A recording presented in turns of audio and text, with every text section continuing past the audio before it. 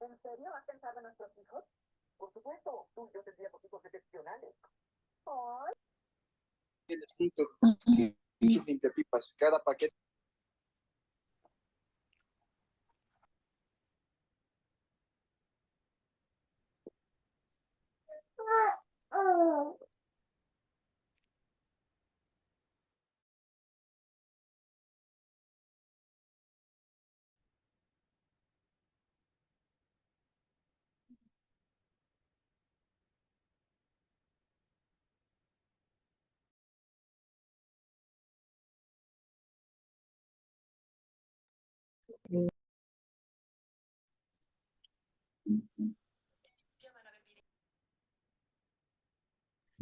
La fortaleza de la familia, de los hijos.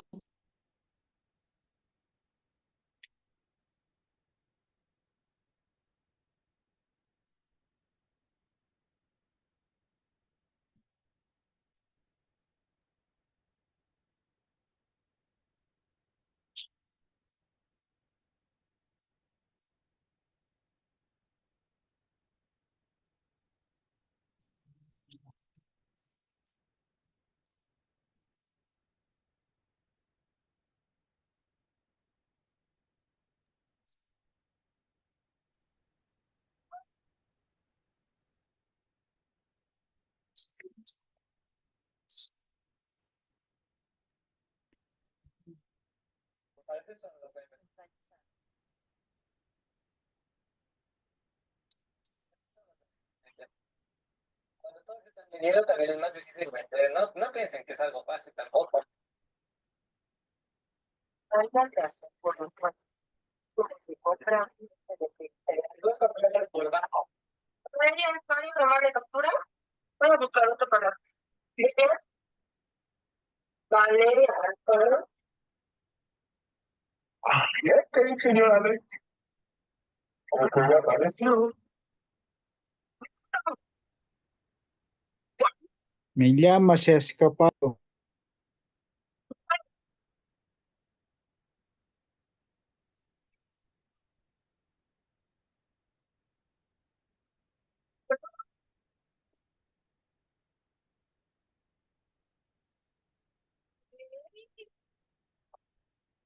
Solamente falta una, solamente falta una. Maldita sea.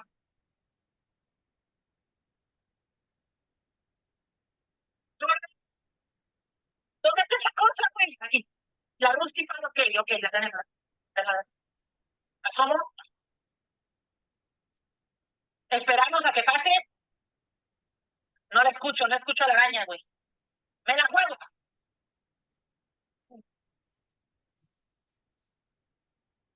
Izquierda. Abajo. Abro.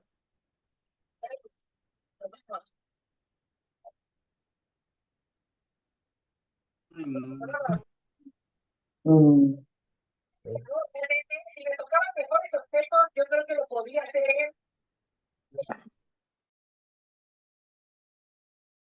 Hola, buenas noches a todos. Bueno, espero me escuchen. Vamos a esperar a que vayan ingresando todos eh, para que podamos iniciar la clase.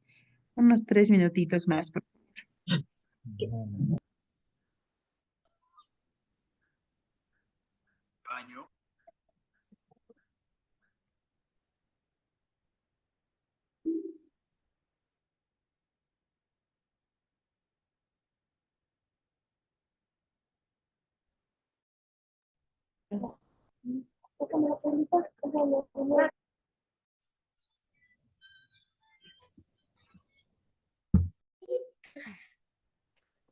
Después mi papá estaba.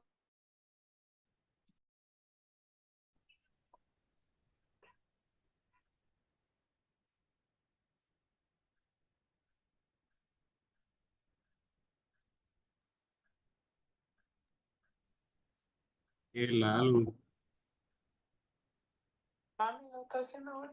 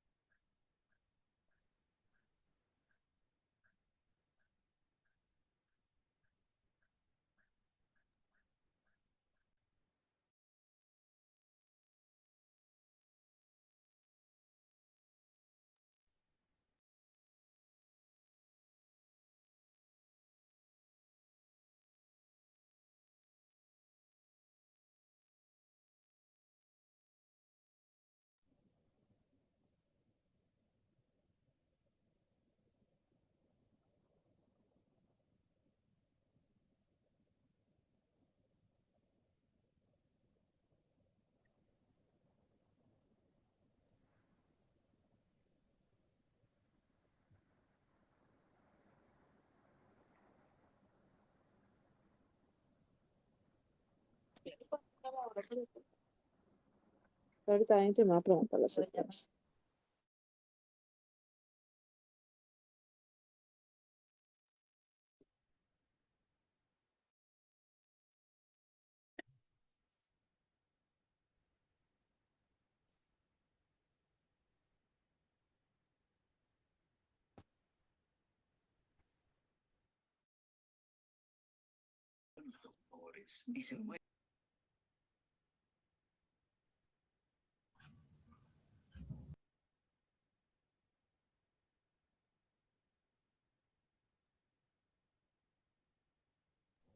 Hola.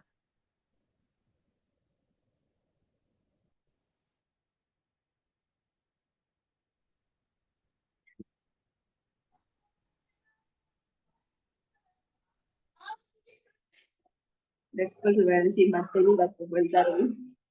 No me tener, yo me tener. Somos las máquinas. Igual que tú le había dicho.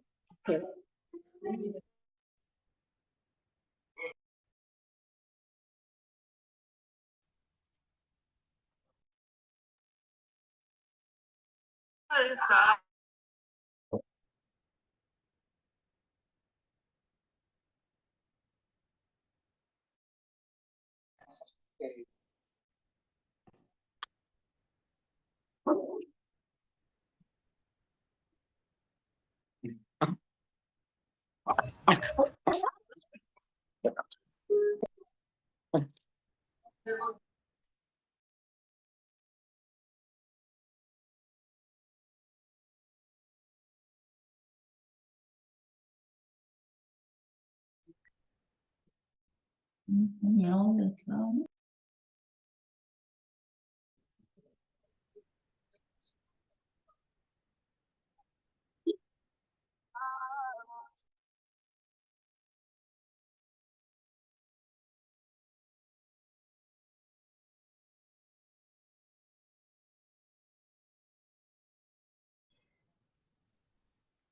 Bueno, hola, muy buenas noches. Vamos a iniciar con la clase de hoy. Les pido por favor a todos apaguen sus micrófonos. De todas formas, apagué los micrófonos de todos. Ya de lo que entraba estaba con el micrófono prendido. Tuve que activar otra vez los micrófonos para volver a... Pero bueno, vamos a iniciar entonces con la clase de hoy.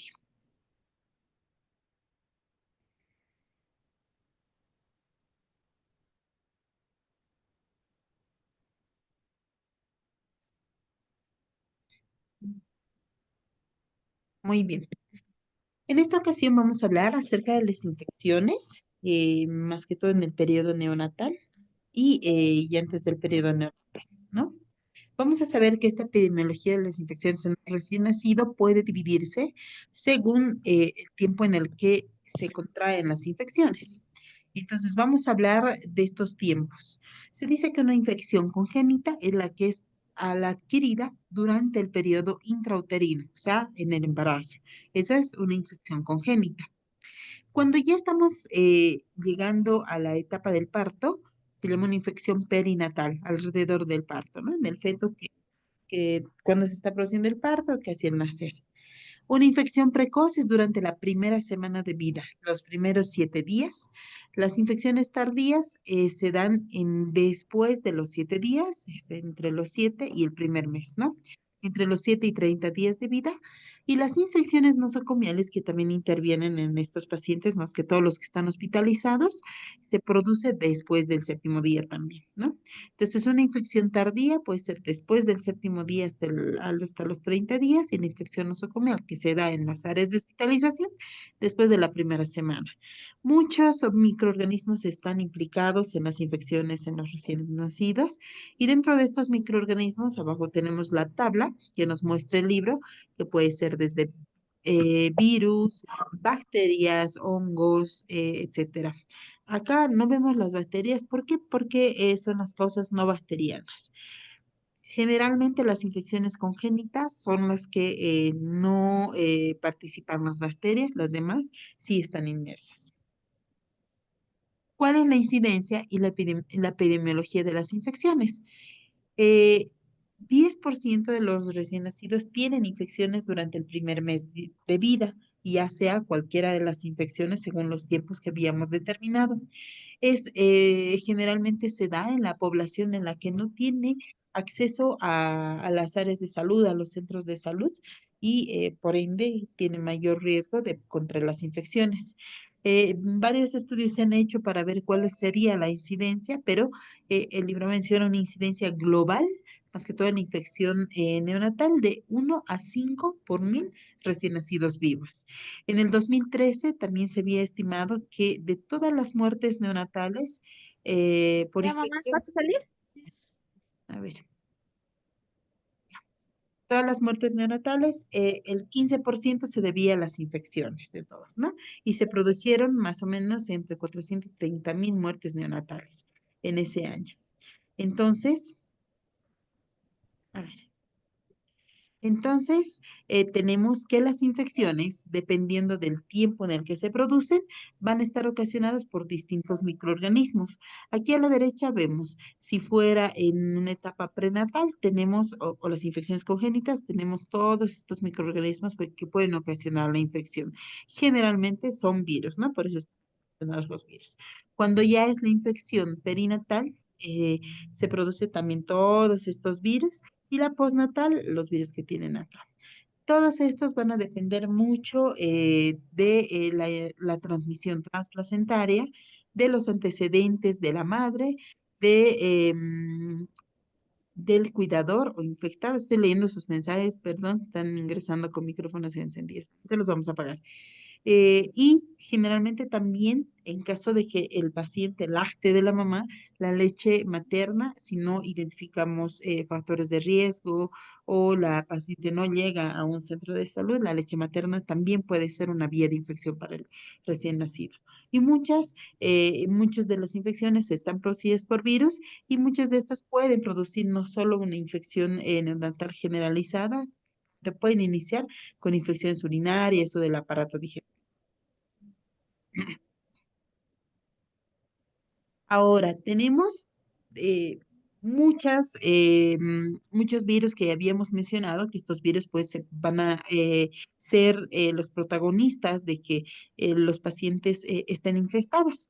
Dentro de los virus, aquí a la izquierda está una tablita muy bonita que tiene el libro, que es según el periodo de transmisión, ¿no? Si es una infección congénita, intraparto o postnatal. Y de estos virus, los más frecuentes son los subrayados, el citomegalovirus, el virus herpes simple y el HIV, que es lo que después vamos a hablar. Tenemos que investigar cuando una paciente está con embarazo por el riesgo de transmisión que puede otorgar y así desencadenar la infección. Dentro de otros microorganismos, ya específicamente para distintas afecciones, más que todo del sistema respiratorio, que es una de las infecciones que más tienen estos pacientes, están los que mencionamos ahí, ¿no? Y las bacterias ahora ingresan, ¿no? Dentro del tiempo perinatal y también postnatal. Dentro de las infecciones perinatales que se producen durante el parto, las más frecuentes. Estreptococo del grupo B, Haemophilus influenza, Listeria monocitógenes y otras bacterias entéricas, los enterococos también son protagonistas. Y ya en la etapa postnatal, los estafilococos coagulación negativos, entre otros. Aquí en la etapa postnatal también participa el Streptococcus pneumoniae. ¿Qué es lo que pasa o por qué se infectan los pacientes? Existe una alteración en el sistema de defensa, tanto innato y después también el adaptativo, pero más que todo el sistema innato. Este es un diagrama o un dibujo en el cual nos explica desde las barreras, desde la piel hasta el sistema vascular, ¿no? Hasta la parte hematológica, tenemos presentes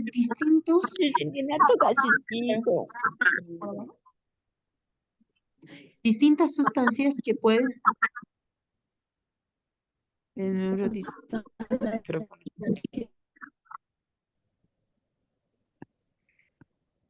ya, creo que apagó. Bueno, que participan en una respuesta. Ay, espérenme un ratito.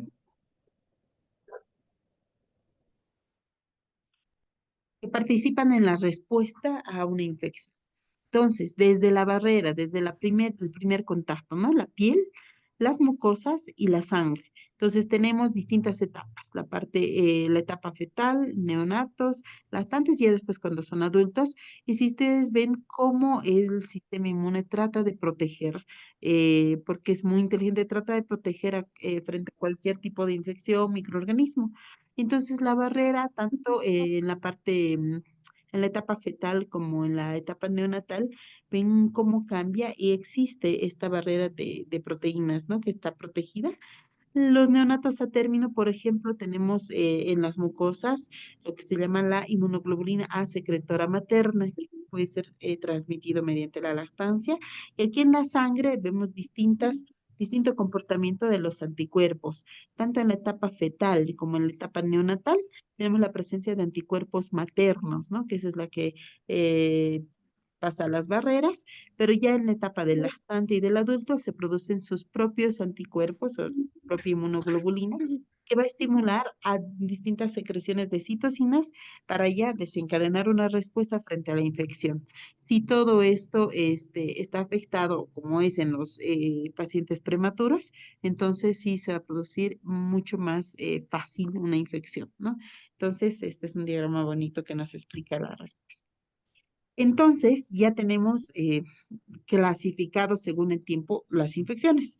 Entonces, ahora vamos a hablar de las infecciones neonatales precoces y las tardías. O sea, el paciente nace y ya está fuera, entonces puede tener una infección precoz o una infección tardía.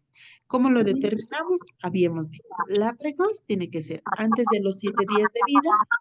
Espérenme un ratito.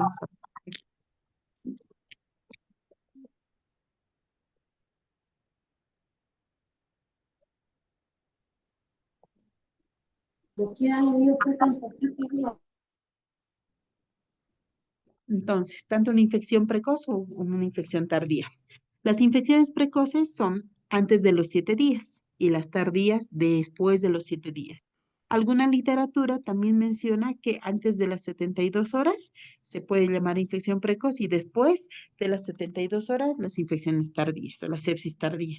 Entonces son dos términos que se utiliza para dividir según el tiempo el tipo de infección que va a tener. Entonces, la sepsis precoz se va a producir antes o durante el parto, ¿no? La etapa intraparto o durante el parto y generalmente es de transmisión vertical. Mientras tanto que la sepsis tardía es después del parto, o sea, ella sale y ha pasado 7 días, o sea, unas 72 horas. Y entonces, esto puede ser ya sea en un medio o microorganismos intrahospitalarios si se quedan hospitalizados o extrahospitalarios porque ya están expuestos a la vida extrauterina. Las tasas de la sepsis precoz van a variar según el cuadrito que tenemos a la izquierda. Y ahora, aparte de una infección precoz y de una infección tardía, también existen infecciones muy tardías que ya se dan después del primer mes de vida. Y esto generalmente se dan en los prematuros o los que se mantienen hospitalizados mucho tiempo. Entonces, en estas infecciones la incidencia va a variar según cada región. Sin embargo, se menciona entre 1 a 4 de cada 1000 nacidos vivos. Y la incidencia global, recuerden, en general las infecciones era de 1 a 5. Se da más que todo en prematuros de bajo peso o aquellos prematuros de bajo peso que están asociados a otros factores de riesgo, como la corioamionitis materna, defectos congénitos, o que por las malformaciones presenten inoculación de microorganismos.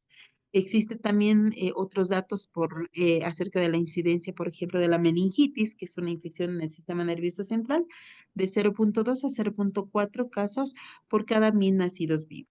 Generalmente, esta meningitis puede estar asociada a una sepsis, que es una infección generalizada, o puede ser tan solo del sistema nervioso central de los meninges y llamada como una meningitis local. Generalmente, estos pacientes que presentan incidencia meningitis como infecciones neonatales, se tiene que hacer todo el abordaje, que más adelante vamos a ver, pero entre todo el abordaje están los hemocultivos. Aunque muchos de los hemocultivos, en un tercio de los casos, pueden ser negativos, más que todo en aquellos neonatos que tienen peso muy bajo al nacer y que cursan con una meningitis tardía. En estos pacientes, o a veces que nacen y tienen muchos síntomas de infección del sistema nervioso central, que también son similares a la sepsis neonatal, el diagnóstico puede ser desapercibido. Entonces, en estos pacientes generalmente, o por lo menos en los que tienen hemocultivos positivos, requieren un estudio de líquido cefalorraquídeo, ¿no? Porque hay que hacer todo el abordaje y más que todo en los hemocultivos positivos, estos pacientes pueden estar cursando con meningitis, además de la sepsis, y el tratamiento pues va a ir de acuerdo al desarrollo de la bacteria. Ahora, ¿cómo se producen estas infecciones? Primero las infecciones precoces, que son antes de los 7 días. Esta va a pasar porque el neonato va a tener una exposición a las membranas o la ruptura de membranas en el canal del parto o justo en el ambiente extrauterino. Esa es como la patogenia. La mayor frecuencia de estas infecciones se da por la infección del amnios, ¿no? La cual se llama corioamnionitis, que esta está definida como el síndrome clínico de una infección intrauterina.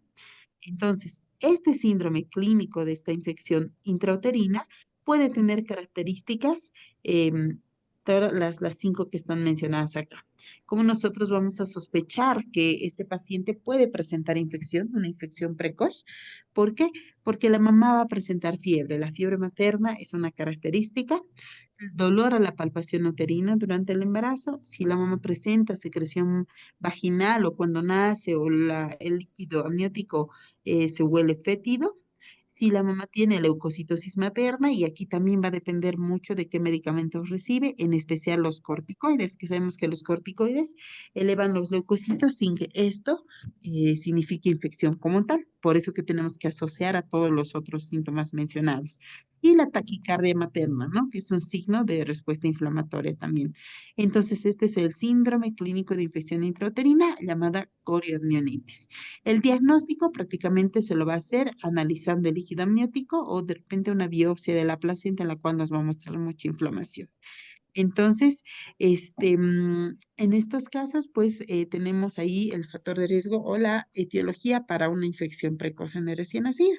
Ahora, no solo la corioamnionitis puede ser una causa de infección en los neonatos, sino también la aspiración ya de microorganismos o la ingestión de microorganismos, que es lo que va a causar lo que tenemos, o sea, neumonías en caso de que sea aspiraciones y en caso de que sea ingestión, una colonización gastrointestinal y esta sí puede provocar también una infección precoz en el recién nacido. Tenemos una característica que se llama la triple I, la cual se refiere a la inflamación o infección intrauterina al nacer. Y la triple I va a estar caracterizada también por taquicardia fetal, leucocitosis materna, que es lo que habíamos dicho, más de 15.000, líquido purulento por el cervix, alteraciones del líquido amniótico y que la madre presente fiebre. Entonces, estas son características de la triple I y en la que tenemos que tener en cuenta cuando pensamos en una infección en recién nacido para después orientarnos al diagnóstico y tratamiento. ¿Cuál? Entonces, la corioamnionitis, esa es la causa, ¿no? Esta además puede estar muy arraigada a la ruptura de membranas. Generalmente a la ruptura prematura perdón, prolongada de las membranas tiene mayor riesgo de que el paciente presente infección, el neonato. L- Uno de los, em, uno de los datos refiere más de 24 horas de la ruptura de membrana, aunque otros también el riesgo es incrementado aun cuando sean 18 horas. Más de 18 horas también se denomina ruptura prolongada de membranas y esto interviene en mayor incidencia de las infecciones y una de las bacterias relacionadas es el estreptococo de grupo. Entonces, eso es tenemos que tener muy en cuenta y si digamos, el paciente le aísla la bacteria, depende mucho de la clínica del neonato, porque no siempre hay enfermedad cuando existe colonización. Eso se puede dar por la ingestión, ¿no? Ahora, la aspiración o ingestión que habíamos hablado puede ocasionar neumonías con infecciones en sistemas congénitas, pero esto es mucho más raro. Al lado derecho tenemos el algoritmo de la exposición al microorganismo y prácticamente una balanza es como de equilibrio entre salud y enfermedad. Y al lado izquierdo, la tablita de la izquierda te menciona todas las características en que disminuyen el riesgo de infección, contrario al lado derecho, ¿no? En donde sí vamos a tener presente la sepsis neonatal. Por ejemplo, a menor edad gestacional, los prematuros, mayor riesgo de enfermedad o ruptura prematura, más de 18 horas, mayor riesgo de infección, ¿no? Etcétera. Aquí tenemos muchas más características. En cuanto a las infecciones tardías, que es la que se denominan más allá de los 7 días, son transmitidas como los neonatos ya están expuestos al medio extrauterino, van a estar en contacto, ya sea si están hospitalizados con personal de salud o si están en las casas con los familiares, la madre, y dependiendo mucho también, si no investigamos bien las infecciones maternas, la transmisión a través de la leche de infecciones o también de los objetos que pueden estar contaminados o una higiene no muy adecuada en el hogar, también pueden ocasionar las infecciones tardías, ¿no? Aquí entra como primera medida, tanto preventiva como de manejo, el lavado de manos, ya sea en el hogar y en el personal de salud. Por eso se hace mucho énfasis en el lavado de manos que disminuye ampliamente el riesgo de infección. Volvemos a hablar de la meningitis que se puede dar en las infecciones tardías. Y esta, la transmisión puede ser por diseminación hematógena o generalmente hay algunos pacientes que presentan malformaciones como mielomeningoceles rotos, ya sea ahí por continuidad por los defectos, también la infección directa o por traumatismo, que puede ser la infección directa. Sin embargo, la causa más frecuente es la diseminación hematógena.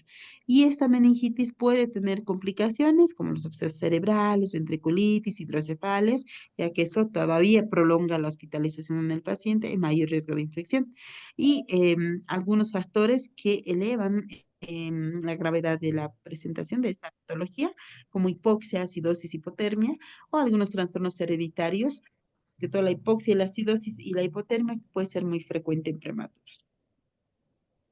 Ahora, hablando de la infección de los pacientes prematuros, estos tienen mayor riesgo de contraer infecciones. Habíamos, recuerden la balanza entre salud y enfermedad, a menor edad gestacional, mayor riesgo de infección, ¿no? Entonces, tenemos el factor de riesgo, la prematuridad y el peso bajo al nacer. Estos son los factores de riesgos más prevalentes. La incidencia es aún mayor en los pacientes con peso bajo al nacer, de 3 a 10 veces que en los neonatos que son a términos o que tienen buen peso. La infección en los lactantes prematuros se da por transmisión vertical, generalmente cuando hay una infección genital, es por eso que la anamnesis es importante a la madre. Y también puede ser por la infección bueno, en la región vaginal, eso puede provocar infección en el neonato, en el feto, que esto es la El huevito. Ahora, Y él lo va a mismo, ser a menor 4 edad. minutos. Ay, espérenme. Va muy seco, no me gusta. Toma mi batería, está llenándose de hormiga. Hormiga maldita. No sé cómo callarles a todos. Espérame. Dime. Por favor, silencien sus micrófonos. Bueno, entonces, como habíamos dicho, a menor edad gestacional, inversamente proporcional a una infección intramniótica o la de la coriomionitis. Entonces, mientras más prematuros, más riesgo de infección, ¿no? Y esto también interviene la disfunción inmunitaria, que un paciente prematuro, no solo el sistema inmune está poco desarrollado, sino también todas las otras, todos los otros sistemas. Estos pacientes, cuando son prematuros, generalmente están expuestos a ser hospitalizados. Prematuros se hospitalizan, los intuban, canalizan, catéteres umbilicales. Entonces, todo esto también son factores de riesgos para infecciones en prematuros. ¿Cuáles son las manifestaciones clínicas en general de las infecciones en los neonatos? Bueno, puede ser un paciente, así en palabras bruscas, el paciente neonato es un huevito, ¿no? Le miras mal y ya está poniéndose mal, ¿no? Entonces, los síntomas pueden ser muy sutiles y a veces inespecíficos. Realmente pueden estar un poquito más fríos o más calientes, inestabilidad térmica, empiezan a respirar más rápido, taquipnea, letargo, ya no lactan. Es por eso que es uno de los signos de alarma para emergencias. Si su bebé ya no está lactando, lo tiene que traer urgencias inmediatamente, ¿no? Entonces, estos son los síntomas sutiles, sin embargo, que pueden llegar a presentar ya más adelante las infecciones generalizadas o las sepsis bacterianas, ¿no? Entonces, para nosotros mencionar o decir si es una sepsis neonatal, es una sepsis neonatal bacteriana, tenemos criterios clínicos para su diagnóstico. Muchos de los organismos han intentado estandarizar estos criterios, pero la OMS lo que te recomienda es acá, en la tablita del lado izquierdo tenemos los criterios de la OMS. Pan, pan, Silencio, por favor. dile. John, Bonito nomás. Denme un ratito.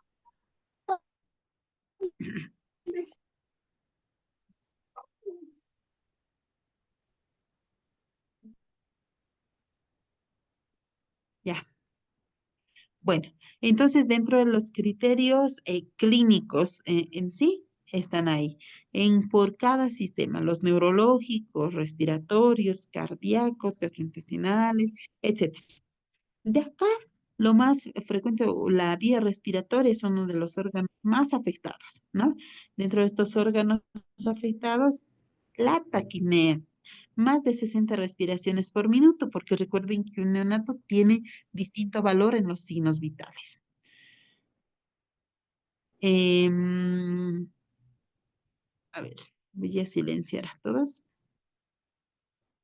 Bueno, entonces, eso. Y la parte cardiovascular, la hipoperfusión, pulso rápido, pulso débil, también son al examen físico cuando nosotros evaluamos al paciente, entonces tenemos que darnos cuenta tanto de la respiración, la frecuencia cardíaca, todo es útil más que todo en un neonato para que tengamos en cuenta para nosotros decir, no, está infectado, ¿ya? Ahora, ¿cuáles son los signos y síntomas iniciales, aparte de los sutiles e inespecíficos que están aquí, por cada sistema también? La fiebre. Ahora, en el libro también te indica que los niños no siempre te van a presentar fiebre elevada, sin embargo, que esta fiebre si se extiende más de una hora o por mucho tiempo, si tendremos es altamente sugestivo de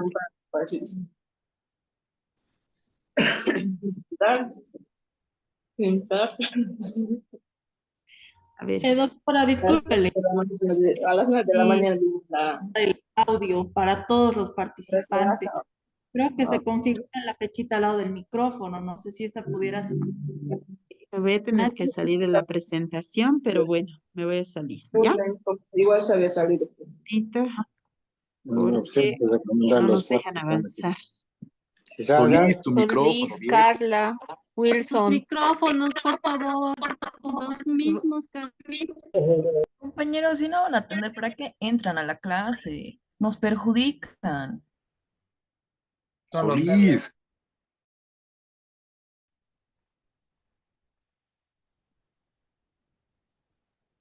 Ya, ahora sí,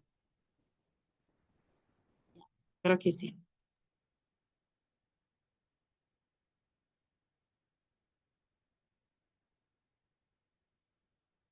Bueno, vamos a seguir, ¿ya?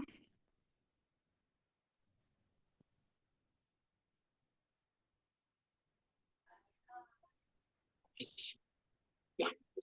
Entonces estábamos en las manifestaciones clínicas y fuera de los síntomas sutiles y específicos tenemos los que son síntomas iniciales en las infecciones de ácidas.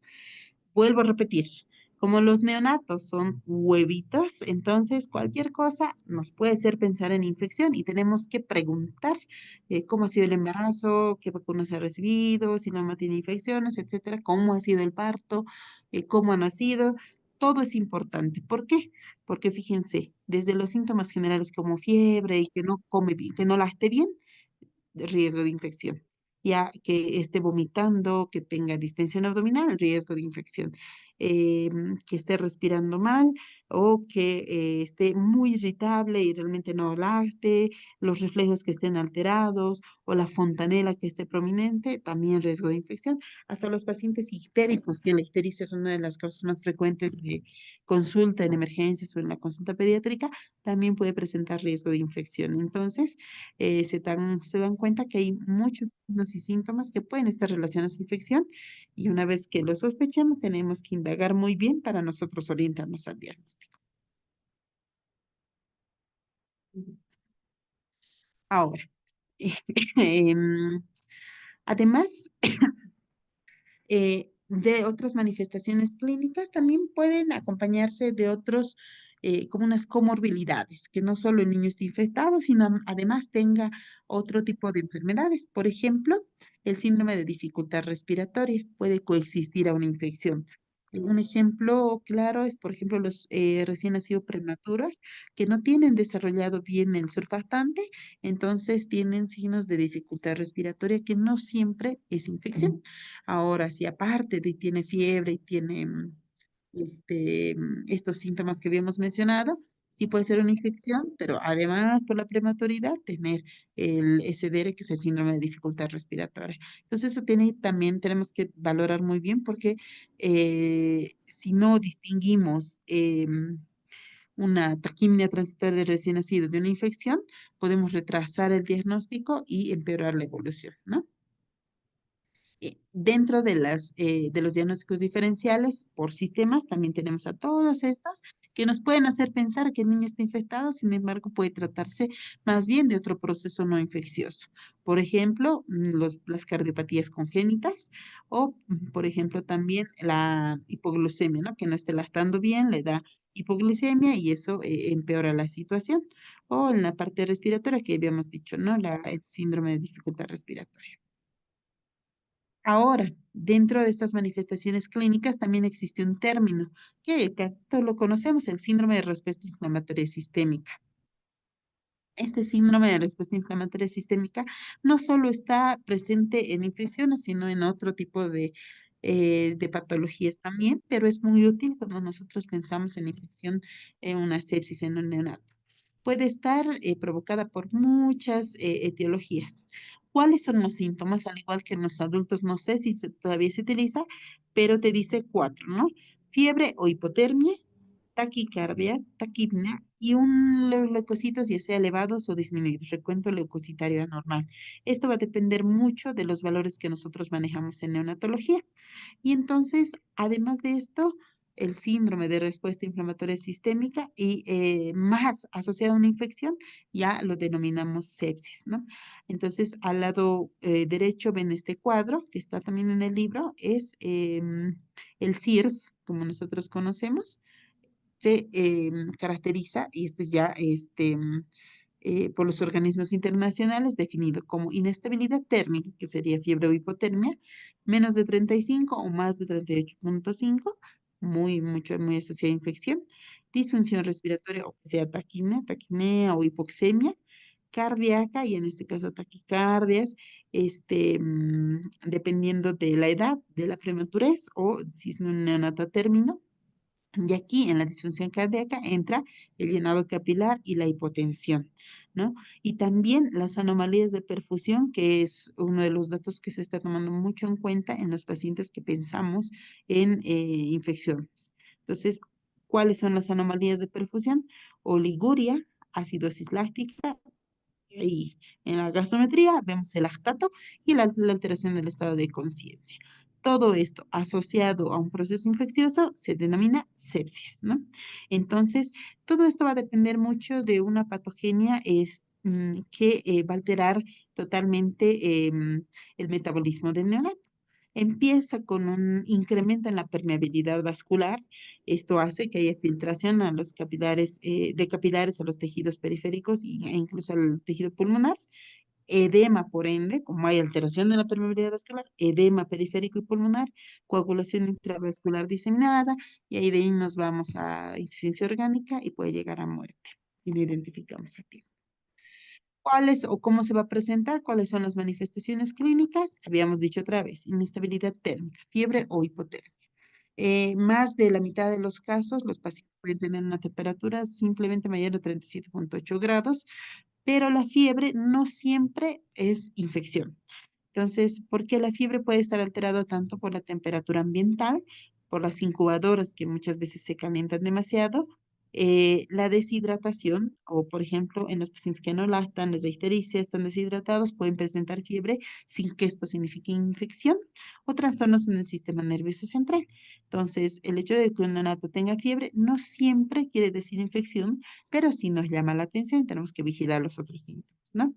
Si se tratara de una fiebre más prolongada, más de una hora, entonces ahí sí pensamos si puede tratarse de infección y hacer los estudios correspondientes. Hay manifestaciones clínicas a todos los niveles. Vamos a mencionar algunas que son infecciones de piel y tejidos blandos. Ahí tenemos la onkalitis, una de las causas frecuentes porque el paciente acude a consulta. Y la onkalitis generalmente se va a dar por una mala higiene en la región umbilical, que esto incluso puede hacerse celulitis y llegar a fascitis necrosante. Entonces, si no se trata, entonces esto puede complicarse mucho, ¿no? Entonces, el diagnóstico y tratamiento tiene que ser inmediato. Además de la onkalitis, tenemos la celulitis, mastitis, abscesos subcutáneos. Eh, una una de las también lesiones más frecuentes son las pústulas, que se puede dar, pero esto generalmente es por infecciones de la piel, de los microorganismos cutáneos, que es el estafilococo aureus, ¿no? Una infección estafilocócica. Y esta pústula se va a caracterizar porque es una lesión dérmica más de 1 milímetro de diámetro, realmente alrededor del ombligo, que no siempre se trata de onkalitis, pero sí que esta pústula y se la tenemos que tratar. El exantema vesiculoso también, que se da más que todo por el virus herpes simple y que está en el cuero cabelludo. El estigma gangrenoso ya está mucho menos frecuente, pero está dado por la pseudomonas o a veces cuando Listeria monocitógenes puede ocasionar lesiones y hablamos de unas pápulas características como rosa salmón. Ahora existen otros diagnósticos diferenciales también como el eritema tóxico del recién nacido que es autolimitado. Todo va a depender de cómo está el estado general del paciente asociado a las características. El estigma gangrenoso por la pseudomonas es esta fotito que se ve aquí a la izquierda. Entonces, esas son las infecciones en piel y tejidos blandos. Ahora, si hablamos del sistema respiratorio y cardiovascular, prácticamente esto va a ir empeorando a medida que pase el tiempo. La gravedad es creciente y pueden presentar todos estos síntomas, ¿no? Quejido, taquipnea, tiraje, aleteo nasal, ¿no? Por eso hablamos generalmente cuando nace un niño de la escala de Silverman y esto nos puede identificar todas estas, la dificultad respiratoria. Sin embargo, tenemos que saber diferenciar, ¿no? Como lo que habíamos hablado. La hipoperfusión o la hipotensión también es característico de una infección, pero puede ser un indicador tardío de sepsis. Entonces, muchas veces ya, indicador tardío, muchos pacientes ya están en terapia, hay que iniciar de aminas vasoactivas. Entonces, sí es uno de los síntomas, pero ya de una presentación tardía. El inicio puede ser muy sintomático, con infección en vías respiratorias altas, puede acompañarse también o no de conjuntivitis.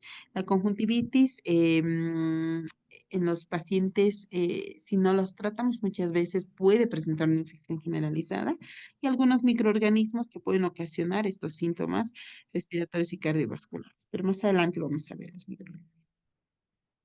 Otras manifestaciones clínicas, otra vez la conjuntivitis, ¿no? Que es muy frecuente, se puede dar, la imagen del niño ya es muy aparatosa, pero realmente pueden llegar llegan pacientes así.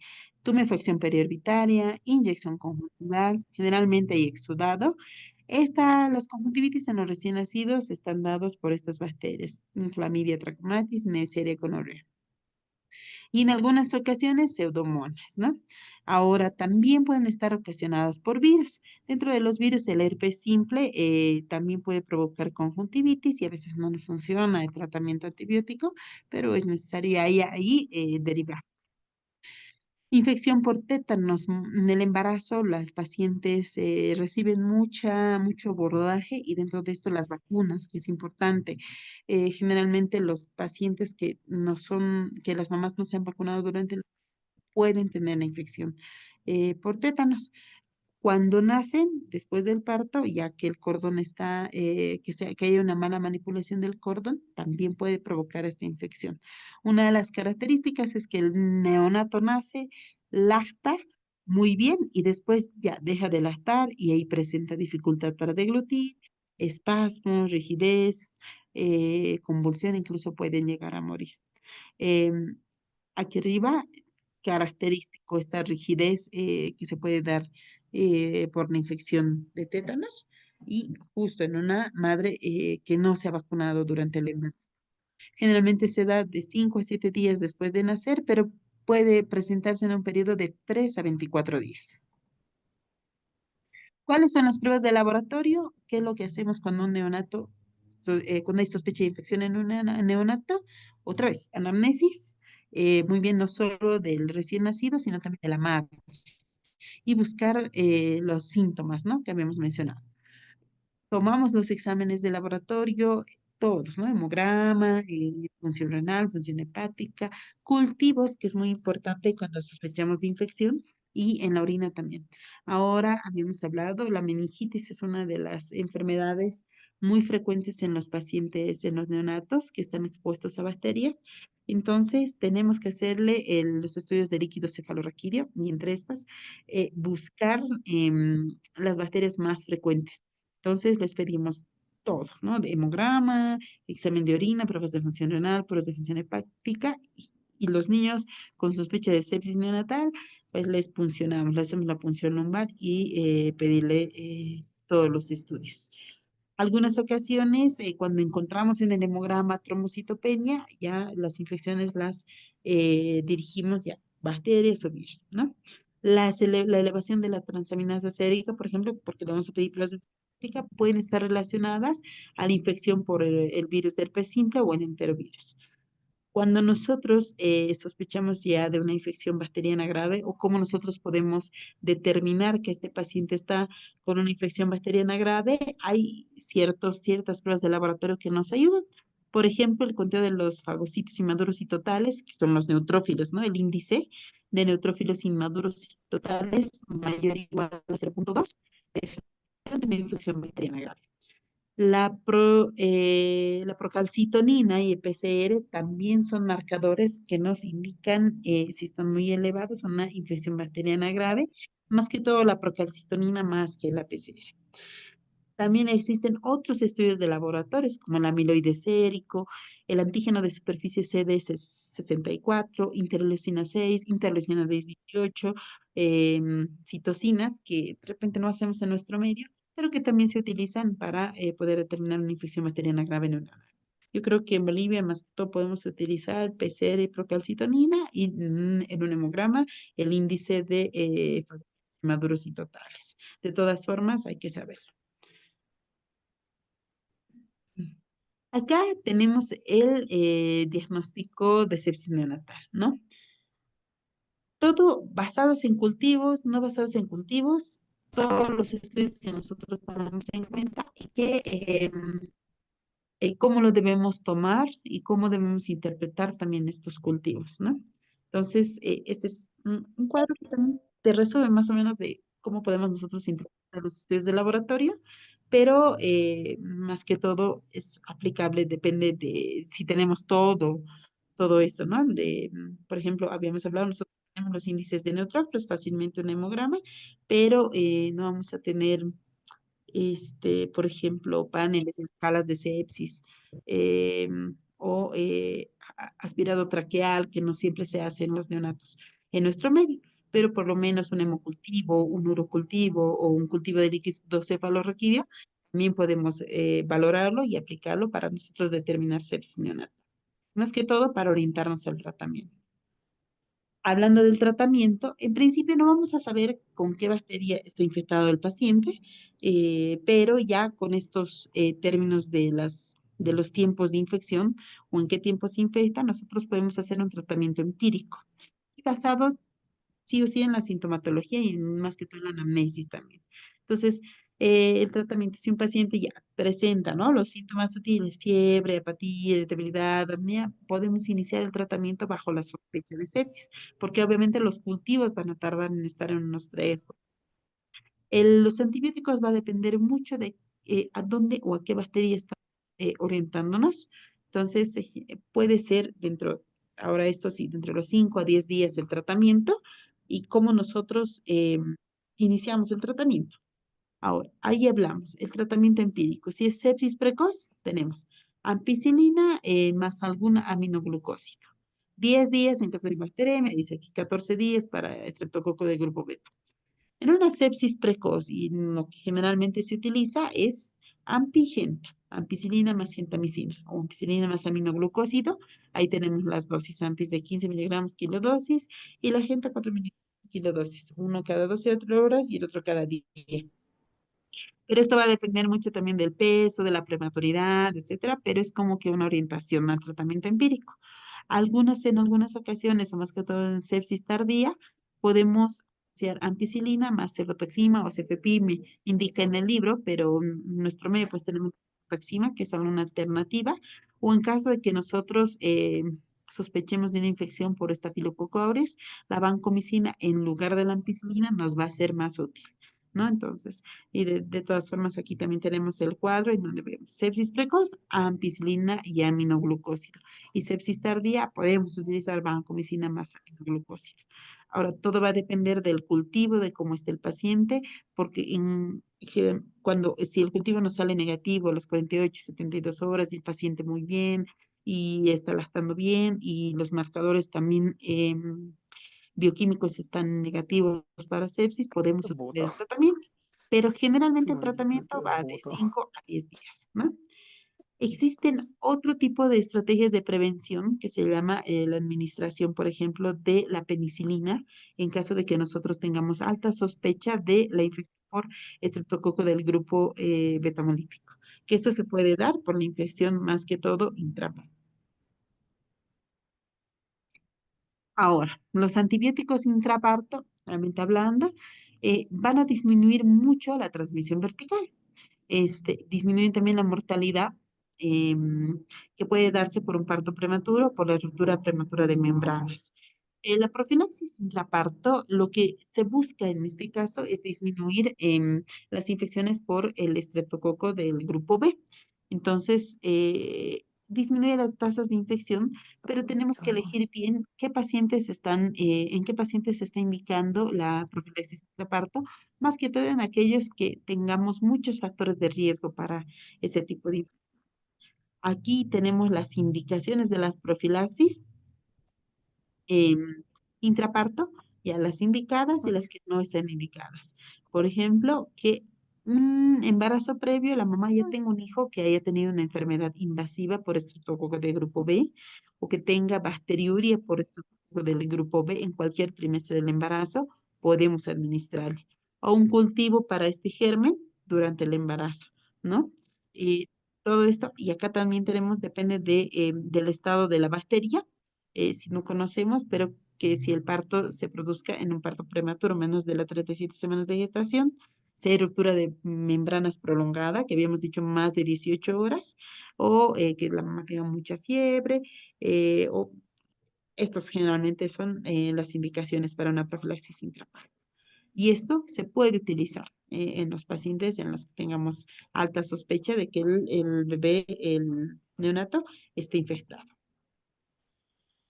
La CDC, que es este otro organismo, ha determinado que durante el embarazo hagamos todo un panel de estudios a las embarazadas para que disminuya la frecuencia de infecciones en el neonato. Espérenme, ¿dónde está? Bueno, entonces ahí tenemos el examen del HIV, ¿no? El VIH, a todos siempre en la primera visita prenatal y más que todo en aquellos pacientes en que tengan muchas parejas sexuales, mucho riesgo de infección de transmisión sexual o que no tenga una prueba de VIH documentada, hay que hacerlo. Y si se puede repetir en el tercer trimestre. Sífilis también en el momento del parto y se puede repetir en el tercer trimestre. Hepatitis B también se le tiene que hacer y se le puede repetir ya durante el alumbramiento. Clamidia trachomatis también se le puede realizar y se le puede repetir al tercer trimestre. Neisseria gonorrea también en la primera visita y se puede repetir al tercer trimestre. Todos estos. La hepatitis C, ya dependiendo de si los pacientes tienen, si las mamás tienen alto riesgo de infección, se le puede solicitar y eso no es de rutina. Vaginosis bacteriana ya también si es muy sintomática o esto del estreptococo del grupo B dependiendo de qué es lo que he recibido, de cómo está el riesgo de infección que tengo, los factores de riesgo. Entonces, todo esto lo ha propuesto la CDC para realizar en el momento del embarazo y con esto disminuyamos pues, las infecciones perinatales. En cuanto a las infecciones nosocomiales, que habíamos dicho que se va a dar ya en un ámbito más hospitalario, la incidencia varía mucho, pero generalmente los más afectados son los prematuros de muy bajo peso al nacer. Se da por hospitalizaciones prolongadas. Los que nacen antes de tiempo, los prematuros nacen, y generalmente requieren estar mucho tiempo en el área de neonatología, por lo tanto, son más propensos a infecciones nosocomiales. Habíamos dicho déficit en el sistema inmune y de las barreras cutáneas también, y están sometidos pues a canalizaciones, catéter venoso central, intubación y eso, envejecimiento de la vida del paciente, más bien mayor riesgo de infección, pero es necesario realizarlo, ¿no? Se dice que 11% de los pacientes que ingresan a una unidad de cuidados intensivos neonatales van a desarrollar infecciones nosocomiales. Y 25% de estos son los pacientes neonatos con peso muy bajo al nacer, ¿no? ¿Cuáles son las causas? Todas estas, todas las que se mencionan en estos dos cuadros. Pero las más frecuentes, ¿cuáles son? Las que están relacionadas al torrente circulatorio, es decir, las vías periféricas, catéteres, y como segunda causa, la neumonía asociada al ventilador. Dentro de la epidemiología, primera causa, infecciones del torrente circulatorio, el mayor porcentaje. ¿Dado por qué bacterias? Estafilococo coagulasa negativo, el aureus, enterococos, y también algunos virus. Pero si se dan cuenta, torrente circulatorio, prácticamente varias bacterias de la piel, ¿no? Por eso se hace mucho énfasis en el lavado de manos. Y la neumonía nosocomial, que también es la segunda causa más frecuente, que está dado por estafilococos, pseudomonas, puede ser hongos o los virus estacionales, la gripe, el virus sincitial respiratorio, influenza, que puede ser la etiología de esta presentación de la neumonía nosocomial. ¿Cómo se produce? Hay una colonización del tracto, ya sea orofaringeo o gastrointestinal, y el intestino prácticamente actúa como reservorio. Ahí se empieza a colonizar en un paciente con el sistema inmunodeficiente, entonces esto puede diseminarse a la parte hematógena y provocar una sepsis neonatal. Los microorganismos van a depender mucho, ya sea del progenitor y más que todo del ambiente hospitalario. Es por eso que a veces hay incluso brotes en las salas de neonato, una bacteria y puede contaminar a todos los pacientes que están hospitalizados. También los materiales y los objetos del hospital son un factor de riesgo. Y aquí tenemos a menor edad gestacional, los pacientes más prematuros, más factor de riesgo. Los que tienen bajo peso al nacer o muy bajo peso al nacer, mayor factor de riesgo. Uso prolongado de catéteres. Lo hemos dicho, factor de riesgo. También que reciban antibióticos de amplio espectro, disminuyen o cambian la microbiota intestinal, es más factor de riesgo. Los que utilizan nutrición parenteral también es un factor de riesgo de infecciones y algunas salas que se ve mucho en nuestro país, que la enfermera está encargada de muchos pacientes, entonces a veces ya no alcanza ni a lavarse las manos, entonces más factor de riesgo. ¿Qué infecciones? Ya, las que están asociadas a la vía venosa central pueden provocar no solo la infección, también trombosis en estos pacientes y una mortalidad del 4 al 20%. Aquellos pacientes que necesitan estar en la terapia van a necesitar catéteres, nutrición parenteral, vías periféricas, no solo el catéter, sino otras vías periféricas. Entonces, además a esto se asocia la ventilación mecánica, mayor riesgo de infección. La mitad de estos pacientes están infectados por Staphylococcus coagulasa negativo. Si es que estos pacientes están más de un mes internados, el organismo frecuente de infección son los hongos, la cándida. Entonces, eh, hasta a veces a estos pacientes se le puede administrar fluconazol de prevención, ahorita vamos a ver, ¿ya? La contaminación del catéter depende, ¿no? Del conector, del sitio de entrada, todo es muy importante para que nosotros disminuyamos este tipo de infecciones, pero todo también, como habíamos mencionado antes, son factores de riesgo para infección en el torrente circulatorio, el torrente sanguíneo. La segunda causa más frecuente, la neumonía asociada al ventilador. Entonces, uno de los parámetros para nosotros decir neumonía asociada al ventilador es que esté ventilado por lo menos 48 horas, ¿no? Entonces, se le hace el abordaje, el paciente está febril, qué sé yo, le hacemos una radiografía y hay nuevos infiltrados. Hay nuevos o algunos que están persistentes.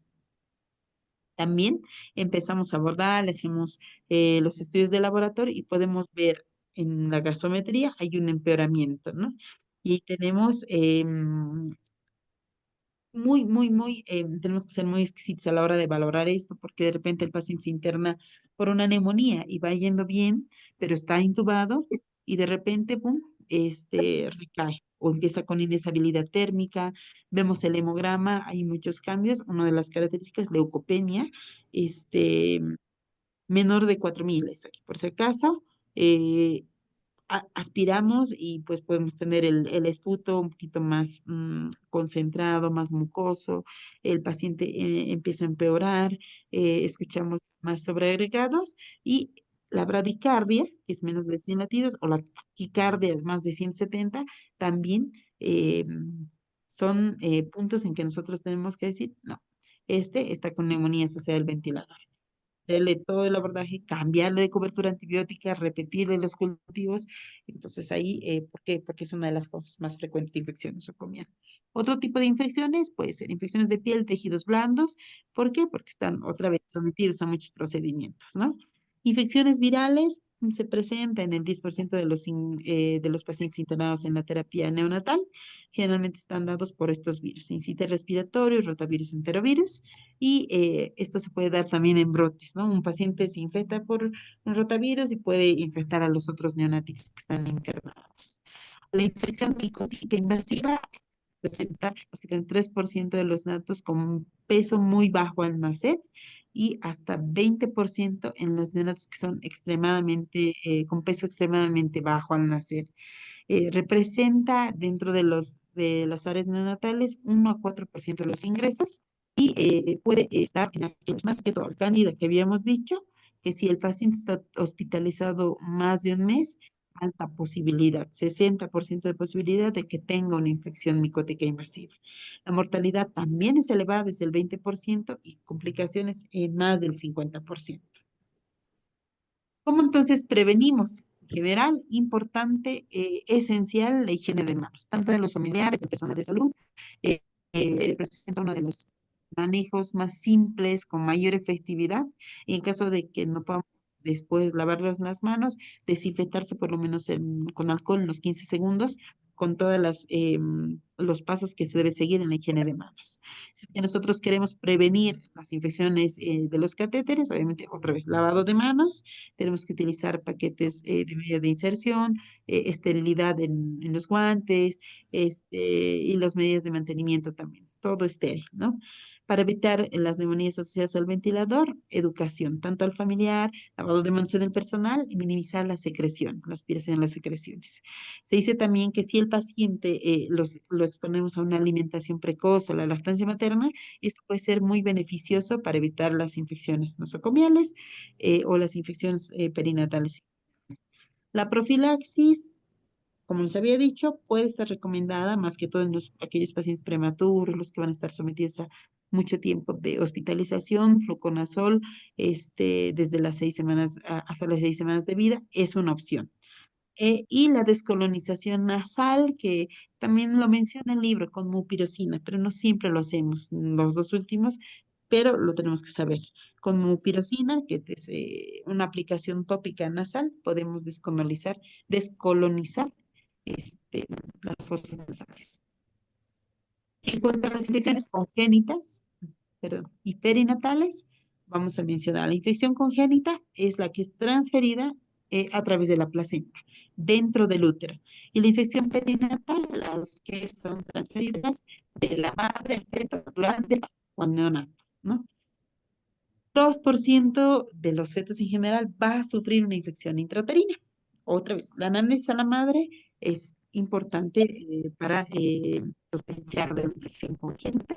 La sintomatología va a ser variando dependiendo del virus, de la bacteria, de los virus. Entonces, muchas veces tenemos que abordar bien con estudios de laboratorio, imágenes, y el tratamiento va a depender de qué microorganismos estamos hablando. La patogenia depende del trimestre. Si uno se infecta en el primer trimestre, se altera la patogénesis. Si se infecta en el tercer trimestre, la infección activa puede tener visceromegalia, hepatomegalia, esplenomegalia. Si es a la final de la gestación, ya puede presentar otras, por ejemplo, la sífilis, en que ya te da, ¿no? Los huesitos en sable, y otras características propias de la enfermedad. Entonces, va a depender mucho de en qué tiempo se infecta el paciente para nosotros decir a pacientes que, por ejemplo, se infectan durante el primer trimestre, a veces no llegan a nacer. Entonces, aquí tenemos una infección materna, se infecta, produce una infección fetal y vemos alteración sobre el crecimiento. Entonces, depende. Si es durante el primer trimestre, pues puede haber muerte y reacciones embrionarias. Si es a la mitad, por ejemplo, abortos, y si después puede nacer prematuro o si nace a término, puede presentar malformaciones, ¿no? Ahora, dentro de los microorganismos están todos estos. Habíamos hablado que la mayor prevalencia son por los virus, todos estos. Y en la prematuridad, la enfermedad que ocasionan. Y cuando existe la enfermedad congénita, muchos de estos virus, ustedes ya los reconocen, estos virus pues han sido causantes de afección en el sistema nervioso central y también se afecta el sistema reticular endotélico. Entonces, los síntomas pueden ser al principio nulos o síntomas mínimos, pero pueden causar distintas complicaciones como abortos, malformaciones congénitas, restricción del crecimiento intrauterino, parto prematuro u otra infección persistente asintomática.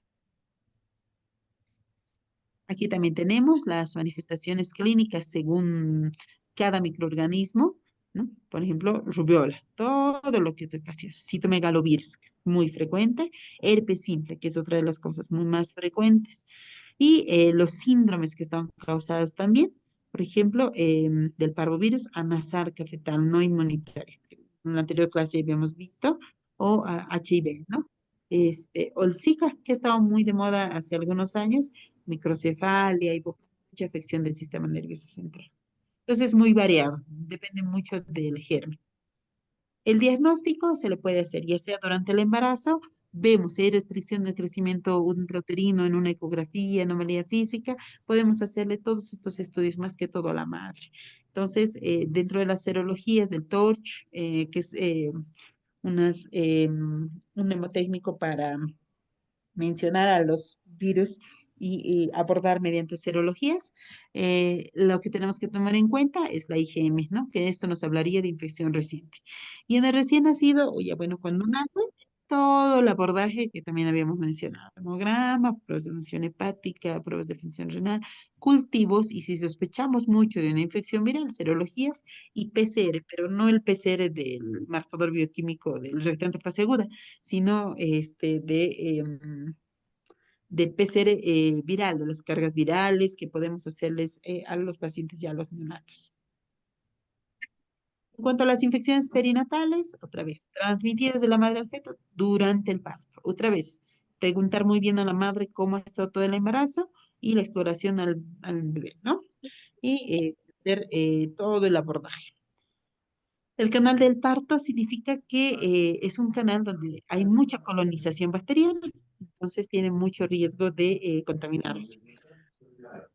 Mucho riesgo también cuando existe ruptura prematura de membranas, y ahí sí, la transmisión vertical que habíamos hablado, la coriomionitis, otra vez, por ruptura prolongada de membranas, más de 18 horas, y el paciente presenta aspiración y ya le puede ocasionar neumonías o ingestión, y eso le puede ocasionar colonización en el sistema gastrointestinal y por ende después diseminación hematógena y sepsis. Nuevamente mencionamos la triple I, inflamación, infección, intrauterina. Inflamación o infección intrauterina. Entonces esa es la triple I. Y esta triple I va a estar, eh, otra vez han prendido, bueno, va a presentar distintas características, fiebre materna aislada, todas estas características. Uy. Y si sospechamos de la triple I, todas estas características que también ya lo habíamos hablado, y si confirmamos la triple I, pues todas estas características. Este cuadrito es importante para nosotros valorar eso y estar bajo la sospecha de una infección perineal. Manifestaciones clínicas también, muchas manifestaciones clínicas en todos los sistemas. Entonces, el neonato hay que revisarlo de pies a cabeza. Las pruebas de laboratorio, lo mismo que dile todo, hemograma, prueba de función renal hepática, cultivos. Y aquí, microorganismo infeccioso, ¿qué es lo que nosotros podemos pedir de acuerdo al microorganismo infeccioso? Y ya, generalmente esto se repite más que todos los tiempos. Ahora vamos a empezar a repasar. Por favor, quiero que vayan respondiendo, ¿ya? A ver. Estas infecciones se adquieren alrededor del momento del parto.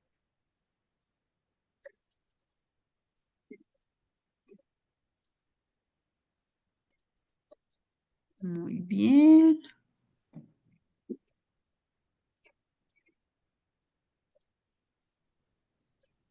Muy bien.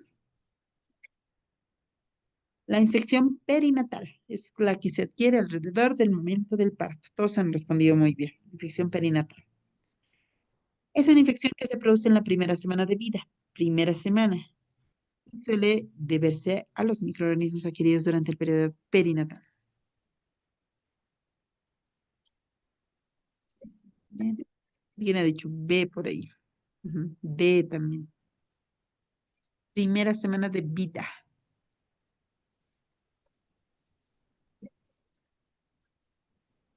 Muy bien. Una infección precoz es la que se produce en la primera semana de vida. Aquel que ha puesto D, no, está mal. No, la infección tardía es después de la primera semana. Entonces, esta era la respuesta, infección precoz. Uno de los siguientes conceptos es incorrecto.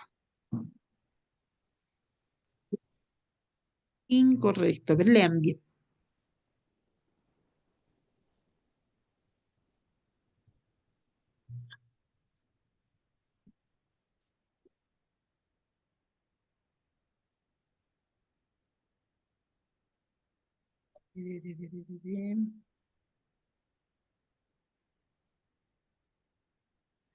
D.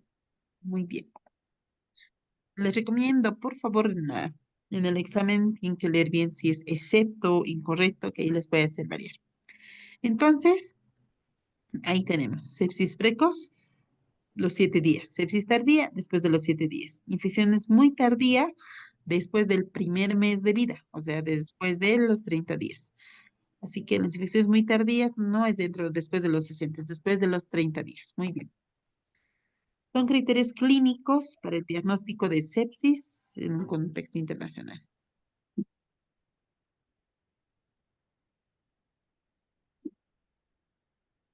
Excepto.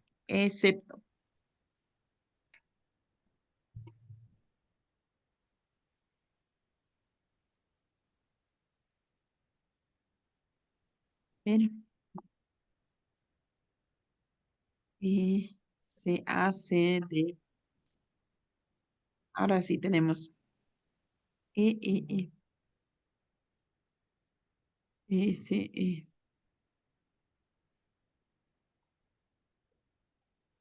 S, E, ya, todos en S. Miren, esta tablita. Criterios clínicos para el diagnóstico de sepsis en un contexto internacional.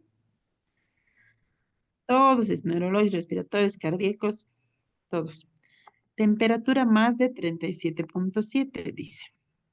Sepa que para caliente o menos de 35,5.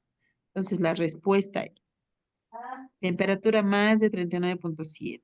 Habíamos hablado que los neonatos no siempre te van a hacer temperaturas altas. Entonces ahí tenemos que leer bien, ¿ya? Muchos han dicho C, pero muchos han dicho E. Y si regresamos al cuadrito, dermatológicas están las pústulas cutáneas, eritema umbilical. Entonces es el T, lo incorrecto. Síndrome de respuesta inflamatoria sistémica también puede deberse a todo lo siguiente. ¿Cuál de los siguientes?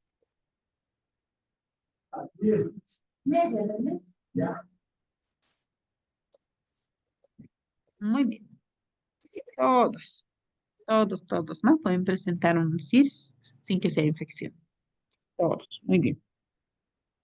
Los síntomas respiratorios de gravedad creciente consisten en los siguientes. Los síntomas respiratorios.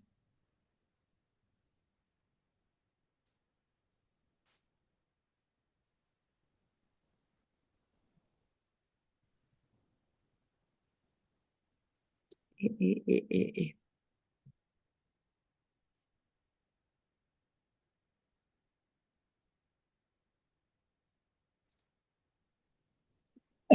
¿Listo? Aquí, los síntomas respiratorios son quejido, taquipnea, tiraje, aleteo, cianosis, insuficiencia respiratoria. Sí. Todos menos el inciso C. El inciso C, ¿por qué? Porque tiene bradicardia, ¿no? Entonces, nada que ver con síntomas respiratorios. Entonces está bien. El tétanos neonatal suele producirse a los cuantos días de nacido en los neonatos. Y lo hemos mencionado.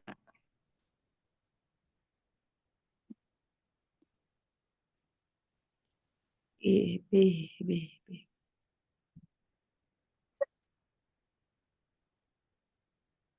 Todos dicen B, otros D. B, D. B, D. Les voy a poner la imagen, miren. El tétanos neonatal suele producirse en neonatos 5 a 7 días después de nacer, pero un rango de 3 a 24 días. O sea, 5 a 7 días, pero un rango de 3 a 24. B y C son correctos. Los que han respondido D estaban bien.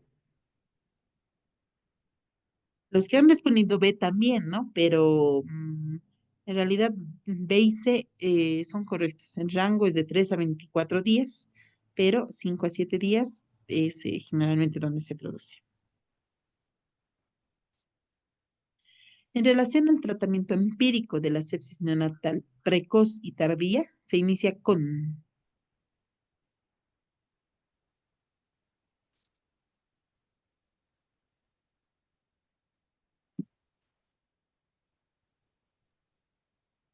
F.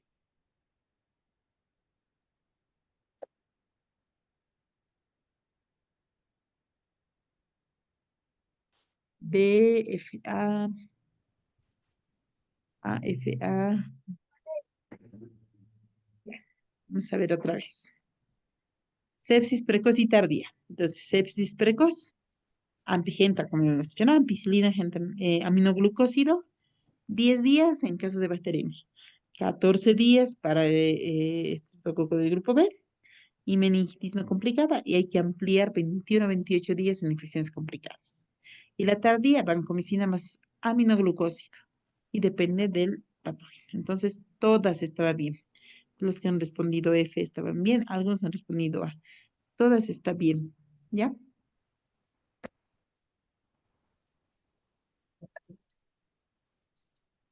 Siguiente. Los neonatos prematuros y de peso muy bajo al nacer suelen tener hospitalizaciones prolongadas y son procesos infecciosos asociados a la asistencia sanitaria debido a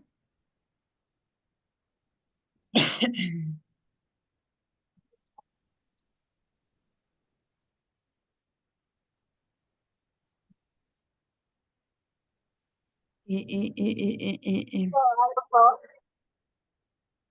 Muy bien. Ineficacia de la inmunidad innata, deficiencia de las barreras cutáneas, presencia de catéteres, otros dispositivos, intubación. Todas pueden ser un riesgo. Está muy bien.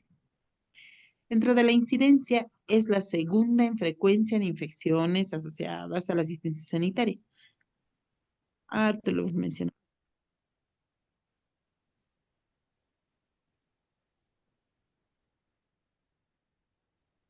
Ah, ah. G me están poniendo.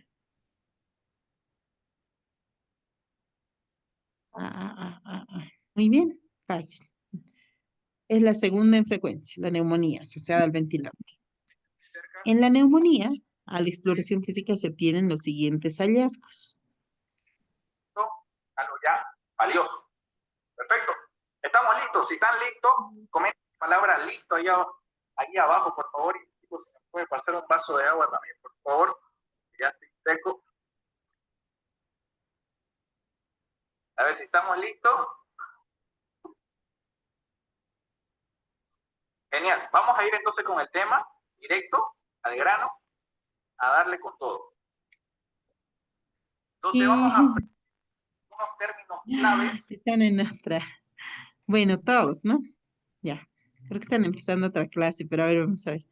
Los síntomas que se manifiesta infección de tracto urinario sintomática son... Si quieren, para que vaya viendo qué significa cada una de estas cosas y cómo esto también le va a ayudar a la hora de hacer sus negociaciones y cuando el proveedor le hable de cierta manera, usted sepa distinguir qué es lo que quiere decir y a qué se refiere. Entonces, esto es lo más básico, ¿ok? Vamos a ir primero con una palabra que no muchos han escuchado y es warehouse. ¿Qué es un warehouse? Infección del tracto urinario sintomático nos habla al menos uno de los siguientes síntomas. Fiebre, hipotermia, apnea, bradicardia, letargo, vómitos, hipersensibilidad suprapúbica. Todos. Muy bien, la mayoría ha respondido, excepto el que está en otra clase. Son beneficios de la alimentación precoz con leche materna. Y lo quiere traer vía marítima. El proveedor lo manda al almacén, el almacén se consolida y luego se contrata un transporte marítimo y se hace el tránsito ya hacia Bolivia. Entonces, warehouse, apenas me dijo que es el almacén donde va ya la mercadería para que luego lo recoja el segundo que entra aquí, que es el freight forwarder, o también le dicen otros forwarder, una transportadora. ¿Quién es? Mario. De esta forma, freight forwarder. Mario, apaga tu micrófono.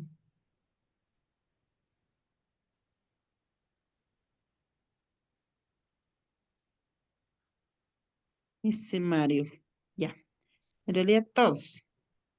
La alimentación enteral con leche materna en los primeros 2 a 3 días, que es la alimentación precoz, reduce las tasas de enterocolitis necrosante e infecciones nosocomiales. Y contribuye, o sea, todos, ¿eh? Contiene anticuerpos, lactoferrinas.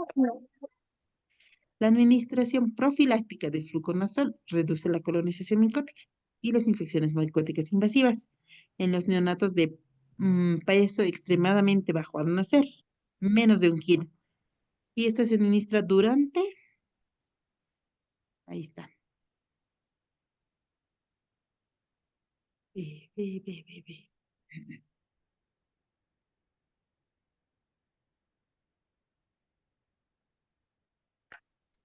Muy bien. David, Ángela. Ángela ha dicho C. Vamos a revisar. Durante las primeras 6 semanas de vida, reduce en los pacientes extremadamente, con peso extremadamente bajo al nacer. 6 semanas. O sea, harto tiempo tienen que tomar, más de 1 mes fluconazol. Primeras 6 semanas. La mayoría ha respondido bien. ¿Qué porcentaje de fetos sufre una infección intrauterina?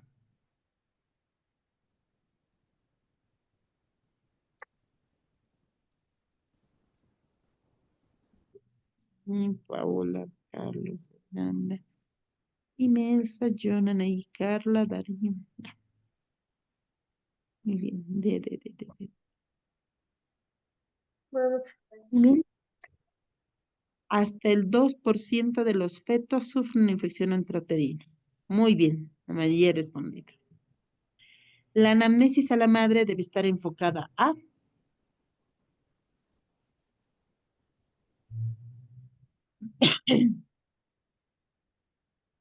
Eso, muy bien. Todos.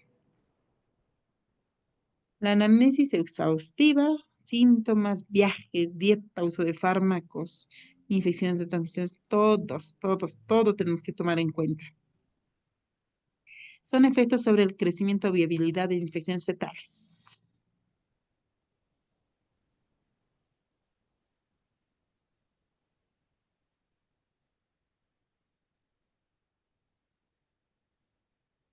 Eh, eh, eh.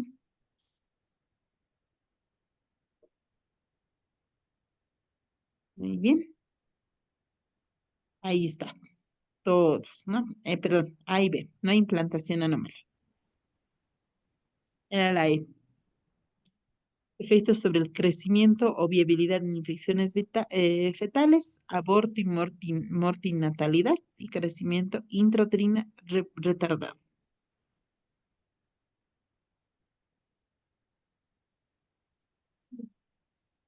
Ahí está.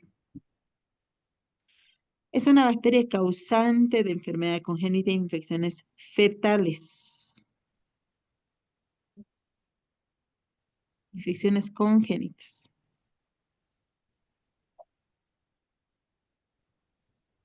Infecciones fetales. Muy bien. A.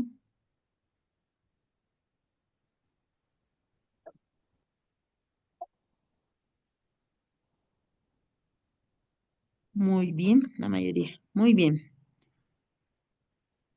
Enfermedad congénita, Listeria monocitógenes. Ahí está. Listeria monocitógenes. En cuanto a bacterias, ¿no? La corioamnionitis es causada por la invasión microbiana por una ruptura de membranas mayor a, igual lo hemos repetido un montón.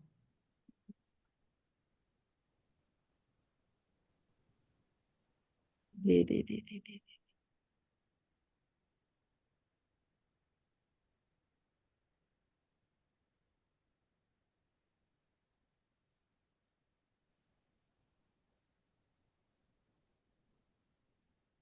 Muy bien. Más de 18 horas, ¿no? Más de 18 horas. Muy bien, todos muy bien. Para una infección por clamidia trachomatis, una muestra aceptable para pruebas de diagnóstico es...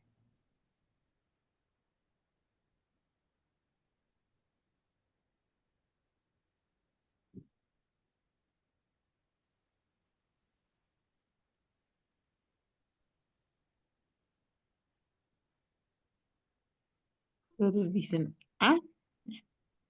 Para clamidia, muestras aceptables, frotis de la conjuntiva, nasofaringeo o aspirado traqueal. Entonces, A. Frotis de la conjuntiva para clamidia trachomatis. Del neonato, ¿no? Cuidado a la madre, el neonato. Eso es todo por hoy.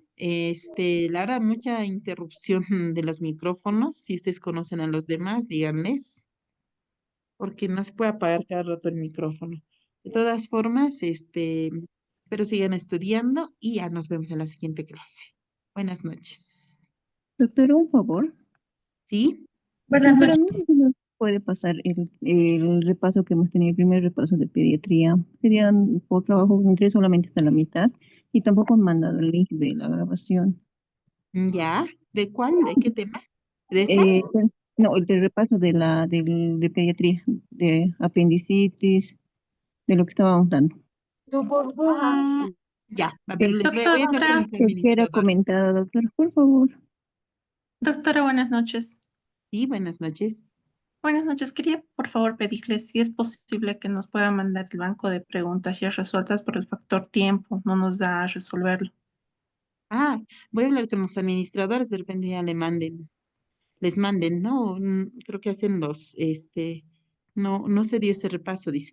Pero de todas formas voy a hablar con los administradores para que les den los resueltos o el banqueo. Van a tener, creo que, un periodo en el que van a resolver puro banco de preguntas. Pero les van a mandar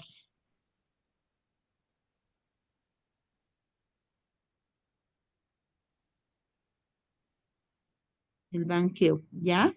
Este, el banqueo de preguntas. Voy a consultar con los administradores para que les envíen. Bueno,